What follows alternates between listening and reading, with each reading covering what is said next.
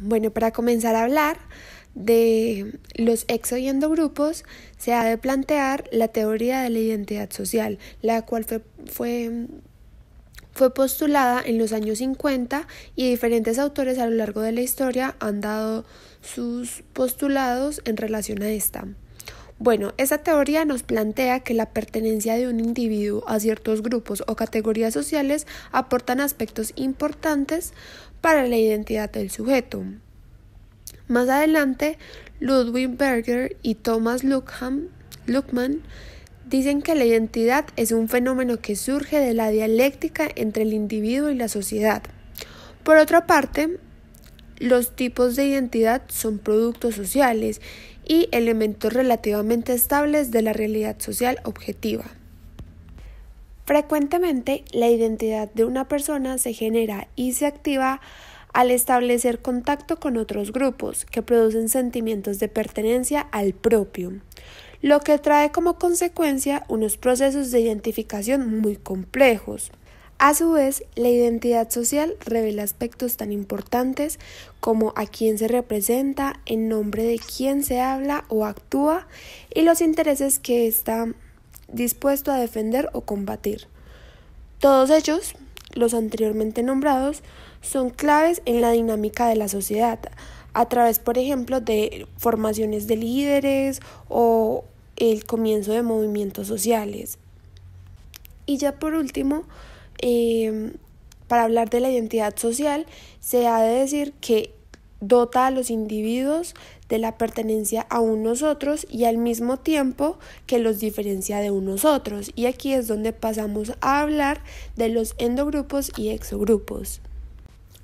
Bueno, el endogrupo es aquel al que el sujeto pertenece y está formado por un número de personas con las que el individuo mantiene expectativas y experiencias en común. Los endogrupos tienen una gran importancia, puesto que en ellos se desarrollan conceptos que resultan claves, como los de nosotros y lo nuestro.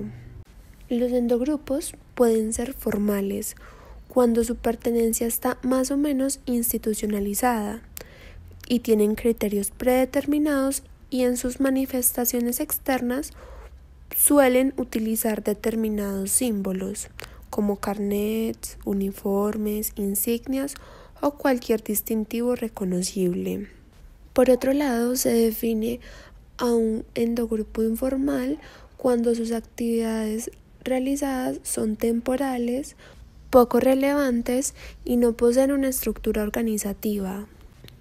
Tafel y Turner expresan que evaluar el endogrupo requiere la referencia a otro grupo mediante la comparación social sobre atributos integrados de valores.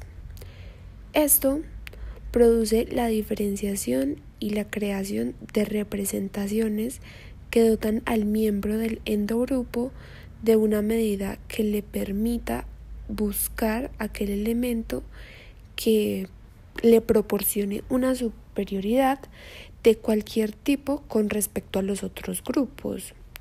Esto lo que hace es que el individuo impulse a su grupo para establecer relaciones de competición o cooperación, puesto que es muy difícil oponer la propia identidad personal a la social, que se manifiesta en los endogrupos de los que se forma parte.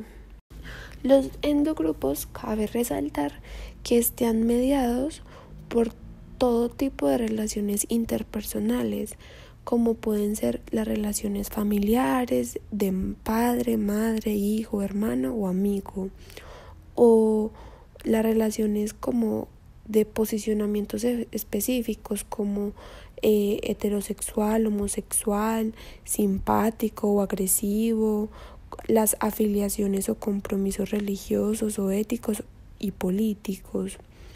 A su vez también las creencias, se es católico, se es musulmán, se es agnóstico, ateo o conservador, o liberal o de derechas o de izquierdas. Cabe decir que de todo ello siempre dependerá la atracción o la repulsión hacia ciertos endogrupos o exogrupos. Con lo consecuente, las personas adoptan actitudes de aceptación, tolerancia o rechazo.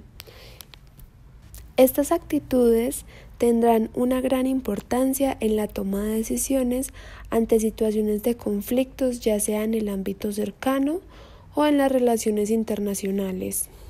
Exogrupo. El exogrupo está constituido por un número de personas con la que el individuo no se identifica y tiene escasos o nulos intereses en común, e incluso pueden aparecer sentimientos de rechazo.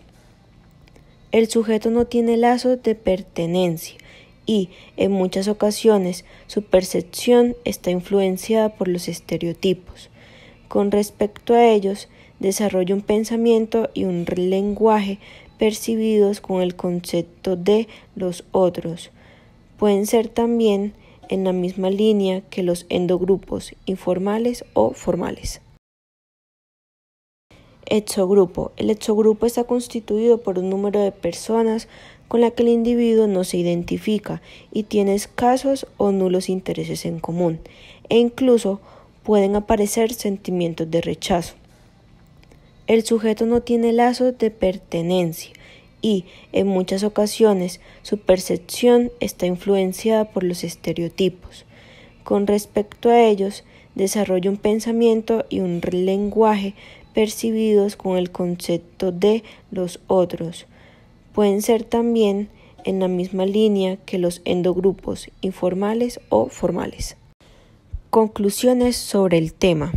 Los endogrupos y los exogrupos se encuentran en una evaluación continua que se lleva a cabo por los sujetos que pertenecen a estos grupos y por los sujetos que no encuadran en ninguno de los grupos.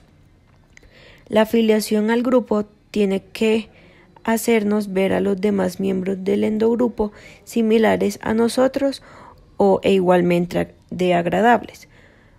O por el contrario, a menudo respondemos ante los miembros del exogrupo con indiferencia, desagrado y discriminación. Y esto es por consideración, una estima y agrado por los miembros del endogrupo va a menudo de la mano de la desconsideración, subestima y desagrado por los miembros del exogrupo. Con lo anteriormente explicado, se puede definir los grupos de pertenencia y referencia. Los autores Vidal y Paul proponen que el sentido de pertenencia se relaciona con el principio de identidad en cuanto esta es fuente de identificación simbólica y referencial de la persona con el grupo al que se siente pertenecer y con el ambiente donde habilita e interactúa individual y socialmente. De ahí que se considere que el sentido de pertenencia a determinadas categorías sociales incluye también el sentido de pertenencia a determinados entornos físicos significativos para el grupo, sea exogrupo o endogrupo.